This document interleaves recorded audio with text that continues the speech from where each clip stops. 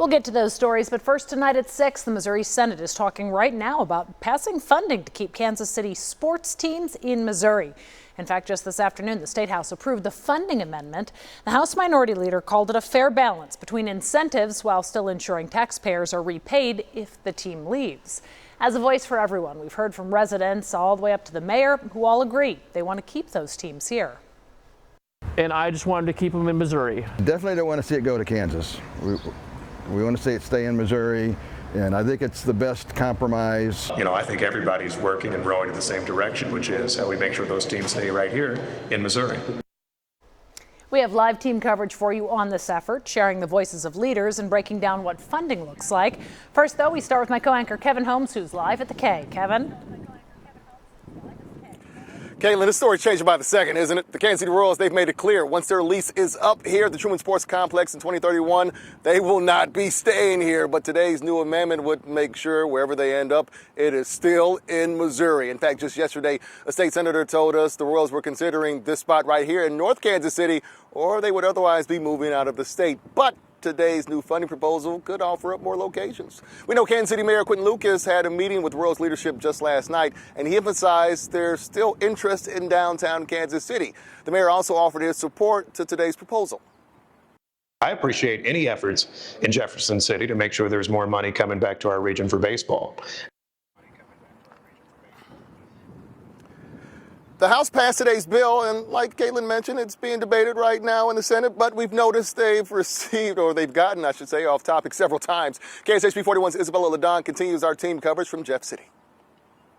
The amendment that was proposed by Governor Mike Kehoe passed in the House of Representatives, but it did not happen without some difficulty. Lawmakers debated for hours whether this amended bill should move forward with just days left in the legislative session. A last-minute proposal aims to offer state aid to keep the Chiefs and the Royals in the Show Me State. It's good for Clay County because I think it gives us that jump forward that we need to have as a county.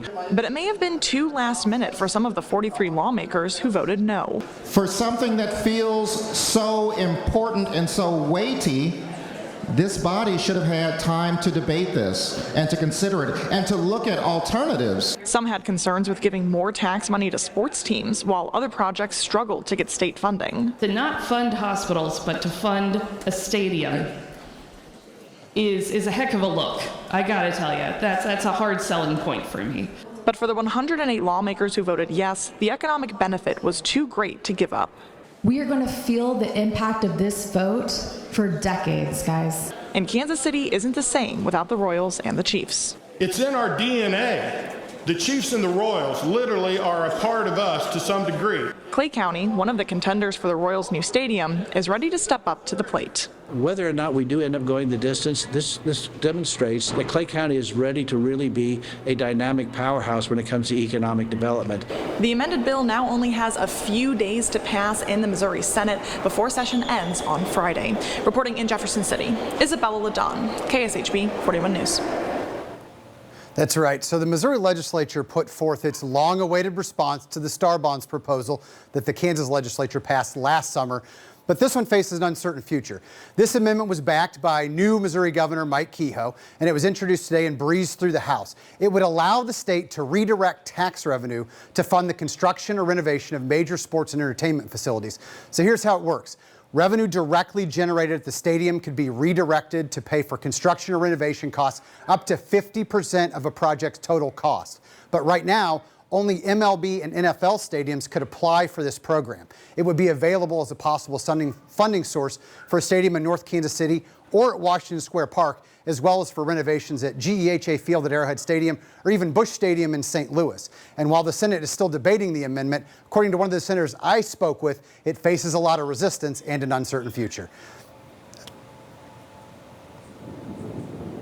All right, our thanks to Isabella and to Todd. The Kansas City Royals call today's legislation an important piece as they consider options for the team's future. In fact, the team released a statement reading in part, "We remain grateful to the state of Missouri for putting forth their best proposal. The team plans to review the legislation in detail."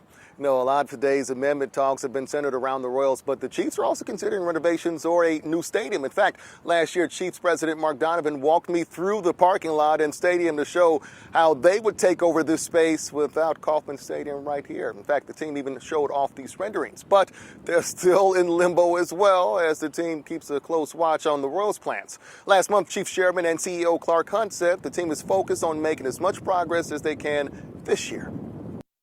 We're aware of the timeline that it requires to either renovate Arrowhead Stadium or build a new stadium. Those are not short projects, and we want to make sure we have the appropriate amount of time from both a design and construction standpoint.